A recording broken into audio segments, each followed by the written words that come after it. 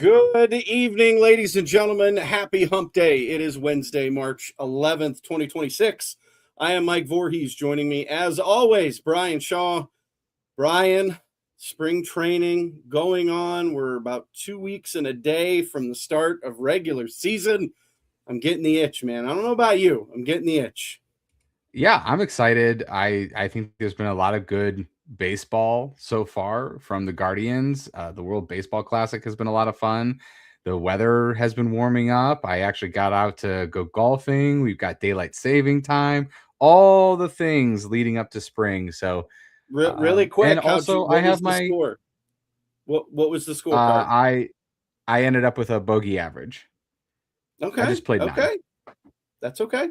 That's all right. First time out for the season. Yeah, especially for how muddy it was first time out. I'm sure.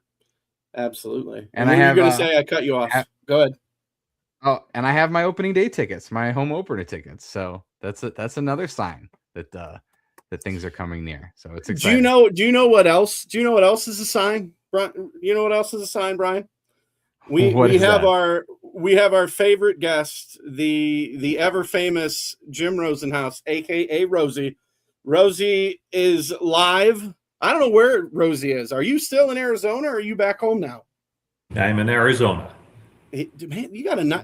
Where are you staying? Look at this nice place behind about 10 days left. Man. Yeah, is that a wine rack? I was going to say, are you in? He's in an Airbnb or something. This is great. Yes, that's exactly correct. And apparently, the people who own it, they enjoy their wine. What's the charge if one of those bottles go missing? Huh? I said, what's the charge if one of those bottles go missing? They said they don't care if we take. They said take as many as you want. They know. See behind us, we haven't exactly. They know who is there. They know who's staying there. They're totally fine with it, right? Yes. Rosie, so how has Arizona been? How's the weather? I know it was hot to start. How is it now? Weather-wise, it's been unusual. Usually, it's not as warm as it is, and I tell you what, next week they're talking about temperatures in the hundreds, which we have never had out here for spring training, not even close.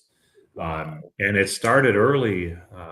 Usually, the first couple of weeks, even of games, you're looking at hoodies and sweatshirts and stuff in the mornings until things warm up in the afternoon. But we haven't even had that. So they're kind of nervous here about what summer is going to be like. But it's been great weather for a team trying to get in good position for the regular season. And the weather's been perfect for them to get their work in and everything that they do to get ready for a season. So from that standpoint, it's been terrific. You think that'll be an adjustment then coming back to Cleveland and playing in 40-degree nights? Absolutely. Players talk about that all the time. I think especially the players from Latin America, but most of the players are from the southern states anyway. Very few spend their winters in Cleveland or north. I think, who spent a little bit of time in Cleveland this year was Jose Ramirez. He was in town a little bit. He did something big, didn't he, while he was here? He did. He did something. He kind of had to be on hand for one day anyway. But he was there a lot more. And I think a lot of it was the new clubhouse has so much room and ability to do work inside off of, the hitting machines that they use. Several players came in at various points in time to work with the hitting coaches. And it's so different. We were talking about this the other day. It used to be batting practice was, a 60-year-old coach just lobbing them in there for guys. But that didn't simulate what you would see in the game. So now they have these machines that throw curveballs and they simulate what actual pitchers throw and things like that. So a lot of guys took advantage of that this winter, which is a long-winded answer to your question. There is an adjustment going back to Cleveland to start the season for sure. Yeah, well, meteorologically, what we have going on is it's actually going to get cold here. So it's the other side of the wave. When one half of the United States is warm, the other side gets cold. And it's been pretty nice here in Cleveland the last several days, but it's going to shift the other direction. What do you have for April 3rd? Anything on the docket yet? Not quite. But I tell you what, if it was anything like this past weekend in Cleveland, where it was like sunny and in the mid upper 50s, I'll take that for the home opener. Especially, I guess maybe not so much the people that sit in the upper deck, but I sit in the outfield, so I've got the sun in the afternoon. I remember last year a lot of people were complaining that in the shade it was frigid. I was in a t-shirt and I was fine. That's the way to do it. At least you kept your shirt on. We know some fans go shirtless in Cleveland, so that's usually football. I don't see that too much at the baseball games. Then the playoffs, definitely that game 3 against Detroit, there were some for sure. But we know what happens. But obviously, Rosie, we talked to you right before spring training kind of got underway. You know, we were throwing everything but the kitchen sink at you, trying to get an idea of what this team was going to look like. They hadn't done anything, hadn't signed anybody. You told us, hey, be patient. They could still do something. Lo and behold, they do. Rhys Hoskins comes to the team on a minor league deal. How excited were you when you heard the news that Rhys was joining the club? I think it's awesome. I mean, for so many reasons, and maybe just start with the fact that he's a right-handed bat. And then number two, when he's healthy, he puts together really solid seasons in terms of production. So, and then for the most part in his career, he has been. And he's looked really good in the spring. It took him a little bit to get going because he started late. But I think about a week in, he was kind of starting to ramp up and probably show us what we might see a lot this season. So it just balances the lineup a little bit and gives them another option from the right side, which is huge. Yeah, and that's what a lot of fans were calling for. And, you know, it was a surprise that they were able to get him this late and on a minor league deal and all of that. And for, you know, a rather menial salary. I think this is going to kind of then lead into almost the next series of questions throughout the rest of today's episode is, so as I just mentioned, Hoskins is on a minor league deal, so he's not currently on the 40. What is the ripple effect, you think, of signing him? The first name that I thought of that probably won't make the team and will get sent down to AAA was CJ Kayfus. And are you asking a question? Yeah, is that where you think that's going to go? Is that the kind of the step of the ripple effect of Hoskins making the team? I think if you look at it realistically, with the amount of left-handed bats, he would certainly be someone who would feel that impact. I mean, there's others that I think it's a crowded outfield situation. I think you kind of look at, and I'm putting Kayfus in the outfield, but obviously can play some first base too. But he's in that there's Hoskins on this side over here, and then there's like 37 left-handed hitters who play the outfield and first base. So obviously they all can't make it. But you figure Kwan's in the outfield. I think Chase DeLauder and George Valera are going to make it too. So there's two more left-handed bats. And then you look at CJ Kayfus as a possibility.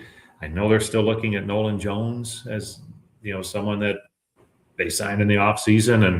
And I know results-wise he hasn't been happy with his spring, but you know, he's still in the picture.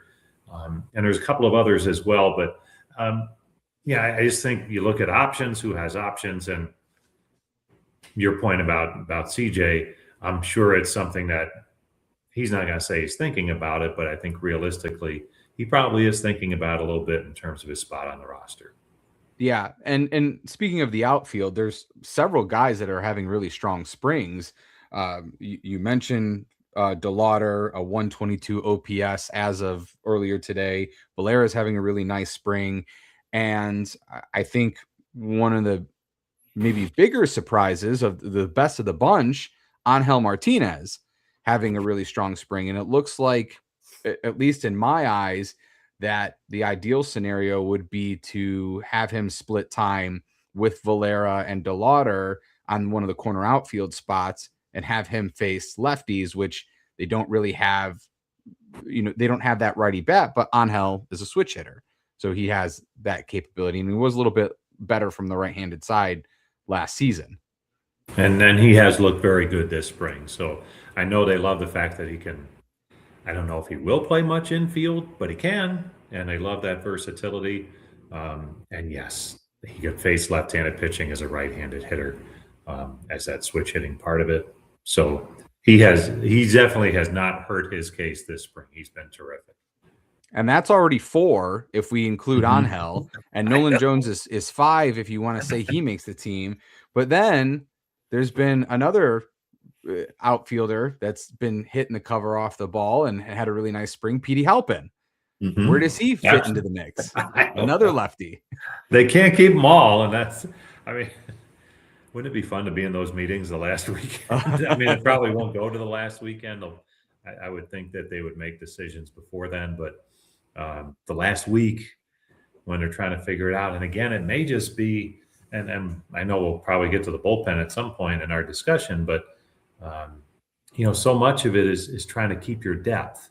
So who has options that you can bring up at a moment's notice if someone gets hurt or someone's just slumping and you want to make a change? You like to have some guys down there who have those options, who've been in spring training, and it's some of these decisions are going to come down to that as well.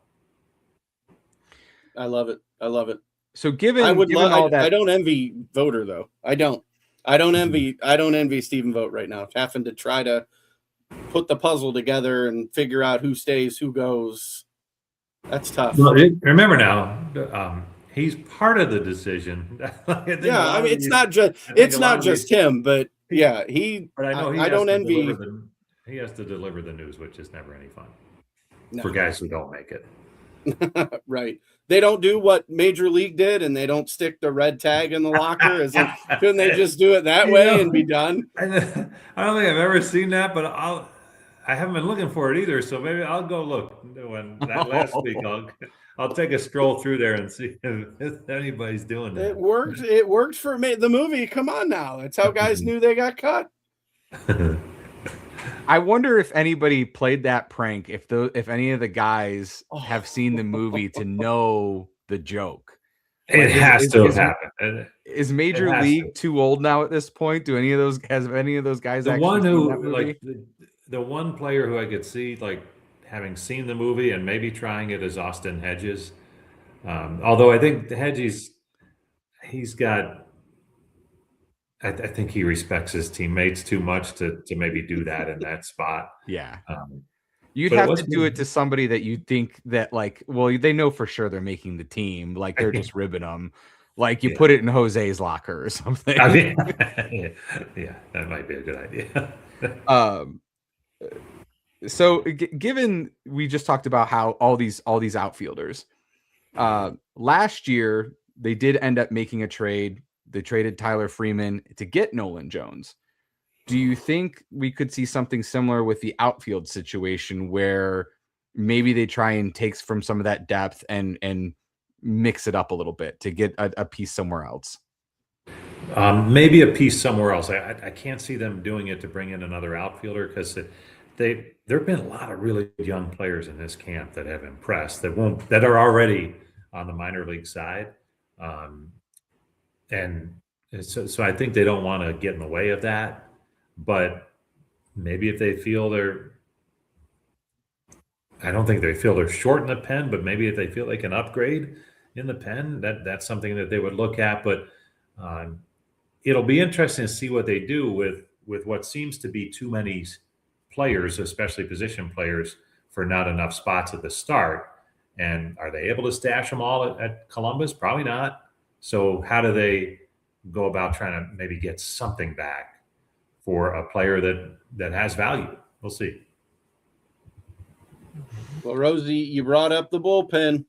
So it's obviously you've seen our show notes, so you know exactly where this is going. First, we got to start with the rotation. Who do you feel has made their best case to be the fifth starter? We know Gavin and Tanner and Slade. And I would even I would say Cantillo, because he's out of options. If we're talking the options game, Joey Cantillo's out of options.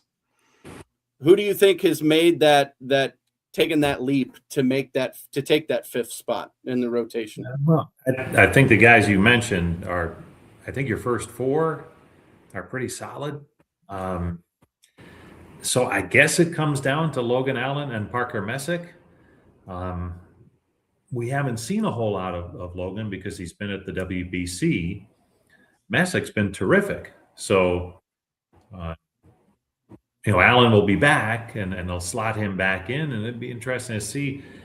So much of it you get hung up in what they do in a particular outing in spring training, and that's never a good way to look at a player's performance. You've got to look at past years, what they did most recently, where they're at in terms of their spring, and then yes, the option part of it. So I think they have a really hard decision on their fifth starter, whether it's Messick or Allen, and they do need them in the first portion of the season because they don't have an off day until they enter the first road trip. So they'll need 5 starters to get through that first road trip, and I think it comes down to Allen or Messick.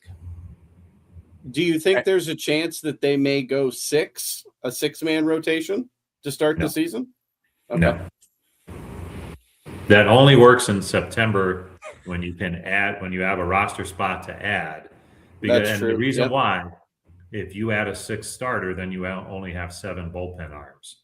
And in today's day and age, most teams really want to have 8 arms in the bullpen.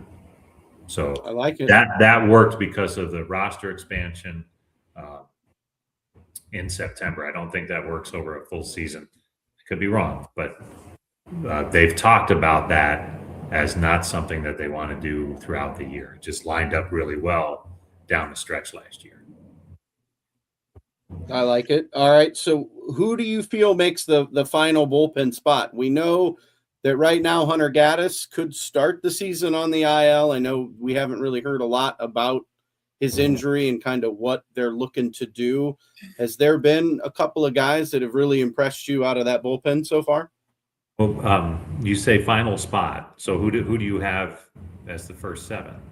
So let's assume Hunter is fine because they did say his imaging came back clean. So let's assume he's not going to be on the injured list. I have Smith, Gaddis, Herron, Armstrong, Sabrowski, Festa, and Brogdon because he's out of options. So there's 7. So then you're up to Holderman, Pallett, who's on a Rule 5, or Allard or Avila, who don't have a roster spot at the moment on the 40. I know they're going to try like heck to keep Peyton Pallett. There's no question. Unless something goes completely different from what he has shown so far in games, I think they're going to try like heck to keep him on this roster because he's got a great arm. And I don't think they want to lose that if they don't have to. I think Colby Allard's a real contender for a spot. Holderman has an option. So, it depends, do they need another lefty out in the pen? Do they need that traditional long man, which Allard is? Very versatile. We saw it a year ago. It'll be interesting. But Holderman's got big league time, so it's tough to ignore that because he has experience in the major leagues, a lot of it. And when he's been healthy, he's been really good. I don't think Pedro Avila is in the mix. Could be wrong on that, but it'll be interesting. And you mentioned Hunter Gaddis. I think until he gets in a game, I think I'd be hesitant to say that he's on the roster opening day, and that's okay. They're getting him ready for a full season. There's no need to rush him for opening day, and he's not there yet. I think maybe he was going to try and throw off a mound later this week. So that means he's still a little ways away from pitching in a game again. And they may want him to pitch a little bit more than just once or maybe twice. And I don't know if there's time for that. Yeah. And then that would open up, a spot for Holderman or Allard in that case. And then, the decision is a little less tough. I mean, and do you think they basically play it conservative and just essentially hold Gaddis like back a little bit and say, hey, just take your time, like you said, kind of to ramp him up for that regular season and just assume that he'll be on the injury list to start the year? Assume it, but I think traditionally the medical staff here has always been cautious. Like if they're going to err, it's on the side of caution, and that usually has worked out really well. And there's no, if it was September and they're trying to get him ready for a playoff series, you might say, all right, let's get going here. Let's ramp it up maybe a little bit, push the envelope a little bit. There's a 6-month baseball season coming. Hopefully, they're not going to rush it. So, and again, he was back to doing like throwing a little bit, but not. He wasn't really ramped up where he was off a mound yet and things like that. So, of the others, do you agree that was like the 7? Is there? I think so. Yeah, that was a good list. Okay. Yeah, I think you got to put Kate Smith in there. Absolutely. he's the no-brainer, I think. Yes, but yeah, that the rest of that list I think was pretty solid. You got your 2 lefties and Aaron and Sabrowski, and Armstrong's been really good in the spring, and yeah, it'll be interesting. What's that? Matt Festa. Festa's been good. I mean, gosh, he looked good. I'm trying to think. Did he do okay last night against Team USA? He got into a little bit of trouble, but they got out of it. But having Judge ground out, I'd say was a bit, pretty big for them.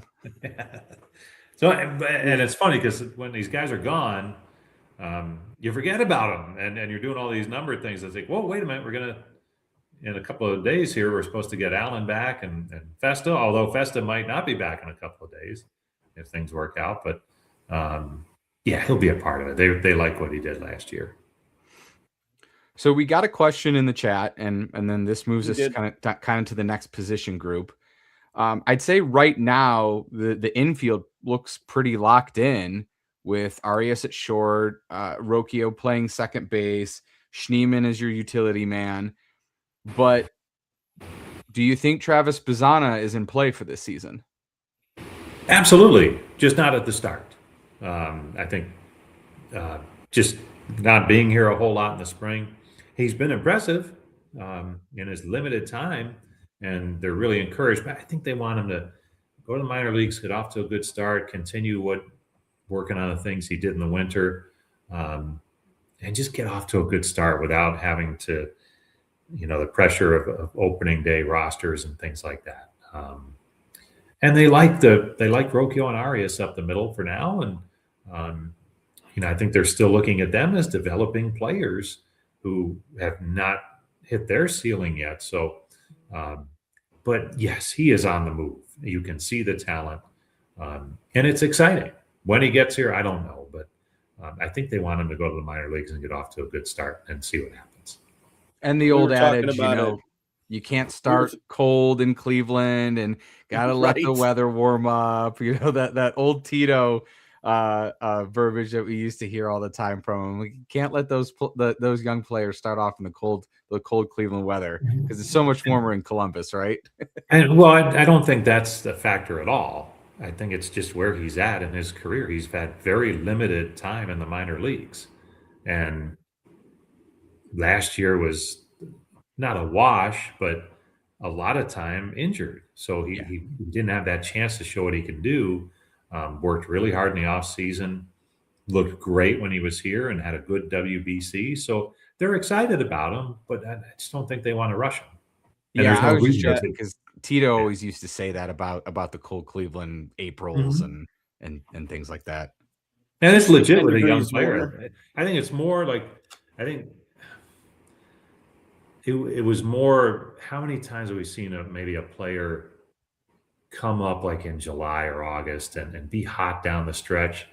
But it's different when you open a season on the major league roster. It just is. You might not have a regular spot.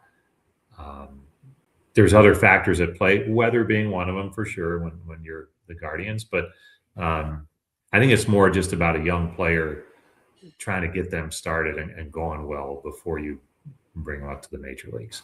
Yeah. I know before we went live, Brian and I were chatting about Bazana. I made the guess. I think after the All-Star break, we'll see Travis. As long as everything works its way and he's able to stay healthy and continues to grow, I think it makes perfect sense for him to join the team in the second half. And I think that's fair. Because look, if he comes up sooner than that, you're surprisingly happy, right? Like, yeah, exactly. He's here sooner. And who knows? But I think that's legit. That would give him a ton of at bats in the minor leagues and let him get his game going. And look, if they need him before that, they're going to call him up. But at least just let him go and play and then see how it goes. Can you give some insight? So we're all assuming that Travis Bazana is going to be here at some point into the middle of the season, and he's going to play second base. So it seems a little interesting to me that they have Rocchio playing second base right now with Arias playing short. Don't you think that it would make more sense to flip them at this point in time with Rocchio playing short and Arias playing second? How come?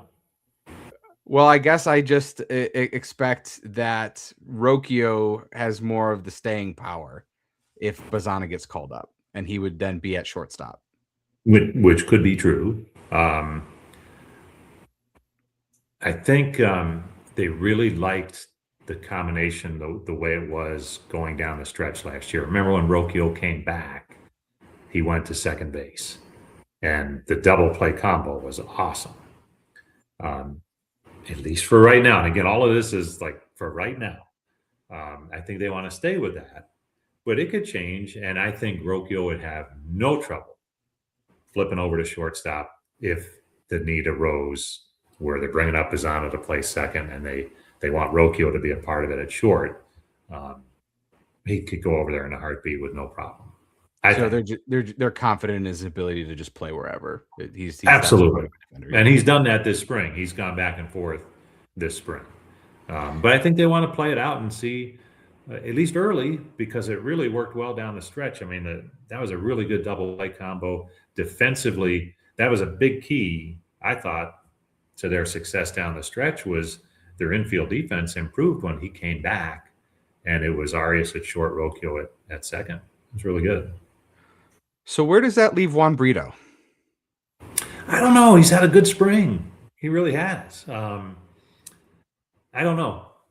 I wish I could tell you. I think he's another guy. You know, we talked about the outfield. Somebody good who's had a good spring or has a good track record, played well last year. I know not in his case because he was hurt, but there's going to be some good players who aren't going to make the team. But it's good to know that they're there and they're still developing. And I think if he gets the call this time around, I think he can show what he can do up here, which he really hasn't had that opportunity because of some unfortunate injuries and things like that. But I think they're very high on him, and they should be. And he's had a really good spring. Does it mean he makes the roster? I'm not sure how. But, yeah, well, right. That's why I brought it up because we're a little crowded. We talked at the beginning of this. I'm not sure that there's going to be too many surprises coming out of camp.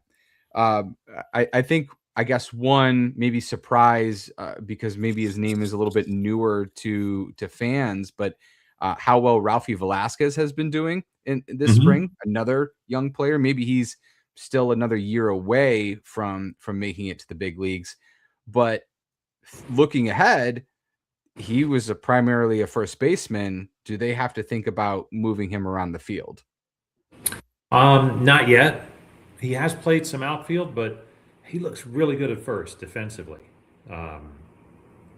He looks like he's played there all his life. Pretty slick at first base. Obviously, they love his bat. He's 20, so probably still a ways away, but it seems like he's coming quickly. And he's part of that wave that the way these spring games go, especially early, especially with the WBC, he was an everyday player from the fifth inning on most of the spring until they sent him out. The same with Angel Hanal, really good spring, very impressive. Milan Tolentino has been really good all spring. He's still in camp. So there's a bunch of guys. I'm sure I'm leaving somebody out, but Velasquez has certainly been the talk of camp. How quickly he moves will be really interesting because it's exciting to see the at-bats and how he plays at first base. I love it. He is our future with these guys is so bright. I cannot wait for some of these young guys to come up and make a difference, like Alfonso Rosario. I'm excited for some of these guys. Hanau, Milan Tolentino. Like, we're going to have a very good team. We've got a lot of young folks. It's a good time to be a Guards fan, in my opinion. No question. Well, there's so one a question we haven't here, talked about. Yeah, go ahead, Mike. We might have missed this. Where do y'all think Espino fits in this year? Go ahead, Rosie. What do you think? You know what? We kind of glossed over him about the bullpen potentially. He is in minor league camp now, so that makes it a little bit easier for us to surmise what's going on. But they're going to build him up, I think, as a starter because they can be more regimented, with his between outings routine. But very impressive this spring and very limited major league appearances. I think just 2, but it was pretty good. And they still believe that he's one of the, at one point in time, he was one of the best pitching prospects in baseball, not with Cleveland, in baseball. And now that he's healthy, they're excited to see what he can do. He's going to go to Columbus and try and build up his innings and things like that. But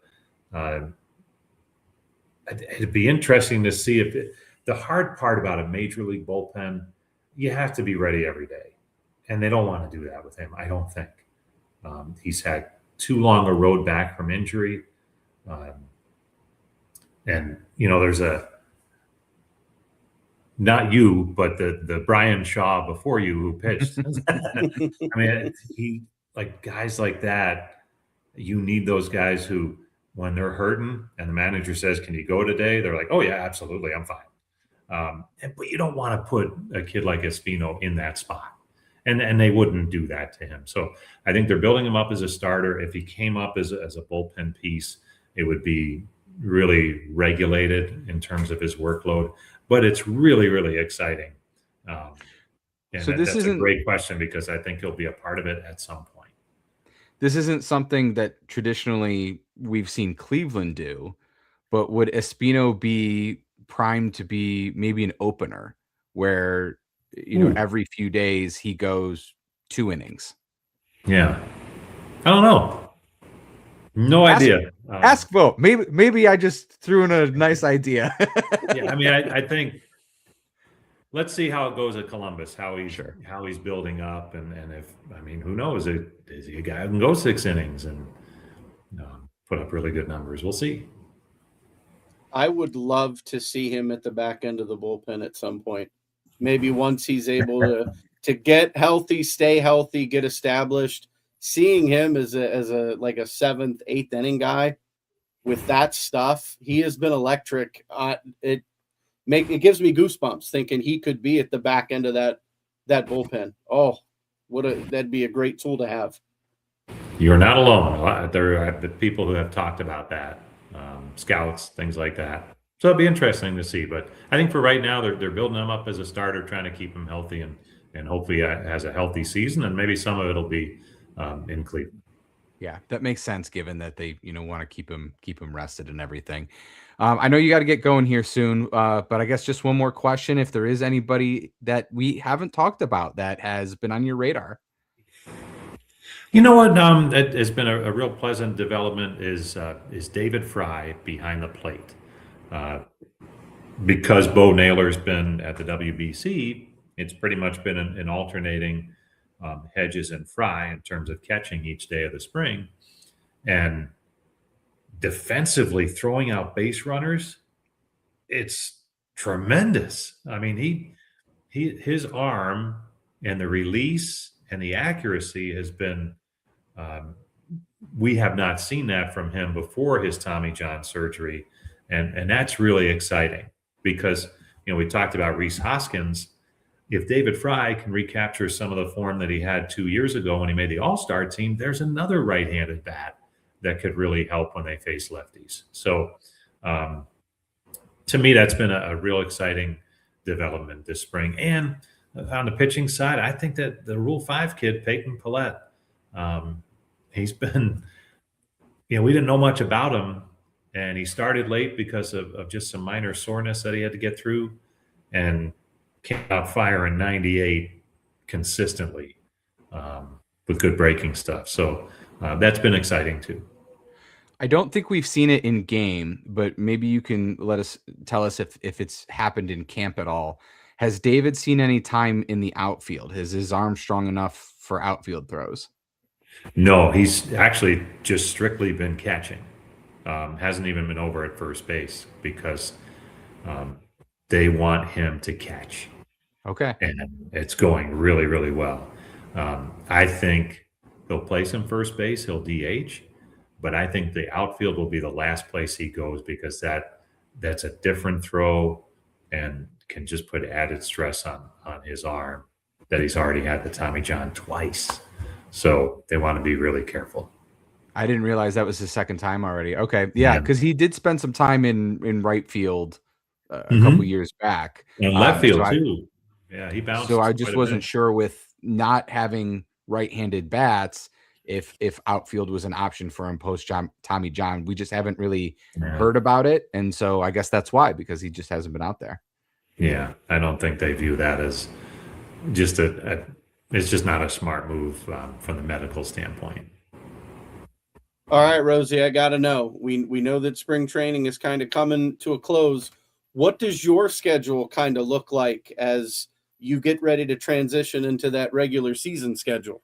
It's a lot of packing, and make sure you're putting the right stuff in the right suitcase, because with us opening on the road, which is always good, I think, especially when you can open out west since we're out here already, making sure you put the right stuff on the truck and the right stuff going to Seattle. So I know that sounds silly, but that's part of the last weekend, and really just kind of keeping tabs on who makes the team. Everything we've been talking about, who's going to make the team, and who's there's going to be some hard conversations and some guys really disappointed. And the last week of spring training is never easy because you have some great stories and some sad stories too for some guys. Oh, I bet. Absolutely. Again, it's got to be tough to call a guy into the office that's had a great spring, and you're like, hey, unfortunately, we don't have a roster spot for you, but we're going to send you down to AAA, and you're going to be one of the first guys we call up if something happens. I mean, that's got to be tough. They Voter was saying, I think 46 players were on the roster at one point in time last year, and it was over 50 the year before. So you truly are a part of the major league roster, even though you're playing in Columbus. But if you're a player, you want to be here, obviously. There's so many things about it that's why you play. You want to play in the major league. So it's hard for them, but they're going to use guys, 20 to 30 more than are on the current roster on opening day. Well, I think it was Carrasco's final season, so 2 years ago. I think we used 12 starters that year. There's a chance of that. I mean, just to give you an idea of kind of what you're talking about, that they had some guys up and down and brought in other players, but yeah, I think it was 12 starters, and that would have been 24. If not 24, then it was 23, but it was somewhere around there. That's usually a recipe for disaster, but yeah, if it was 24, it worked out okay. Yeah, absolutely. Well, Rosie, thank you so much. I know you got to get going. Really, really appreciate your time. Thank you for the insight. Thank you for the kind of the behind the scenes. I very much appreciate it, and having just that other perspective. And I can't thank you enough. You got it, guys. Thanks for having me on. Can't wait to see you in Seattle. Can't wait to see you in Cleveland on April the 3rd for our home opener, Rosie. Safe travels. Enjoy your time in Arizona. And we're going to catch up with you again very soon, I think. You got it. Thanks, guys. Have a good night. Always awesome getting to talk to Jim Rosenhaus, Brian. I'm excited about this season. I know there's some question marks and some surprises, maybe. I don't know, but I'm looking forward to it. I really am. I know that. I don't know. As we talked about, I just don't know what they do with going to move everybody around, if they're going to make any trades. As Rosie said, there's going to be a lot of good players that aren't necessarily going to make the team. No, it's going to be a tough 2 weeks where they make some roster moves and some decisions. But guess what? We know the future's bright. We know we're going to have some guys stuff down at AAA. And again, they're an injury away from getting that call to come up and play and be a part of this. So it's a part of the game. We know it. So I'm excited. Brian, where can they find you and us on social media? I'm at Weathershaw, WXSHAW. We are MLB Guardcast. We are on YouTube. We are on Spotify. We are on Apple Podcast. We are on Twitter as part of the network. You can check us out there on their YouTube as well. Thank you all for joining. Mike, how about yourself? You can find me on Facebook and X at Mike Vorhies. The spelling is right there. You can't miss it. Come chat with us again. Huge shout out to Jim Rosenhaus, a.k.a. Rosie, checking in from spring training. Guards fans, it's coming. Get ready. And it's going to be, again, another wonderful ride. And we will see you very soon. Take care. Have a good night.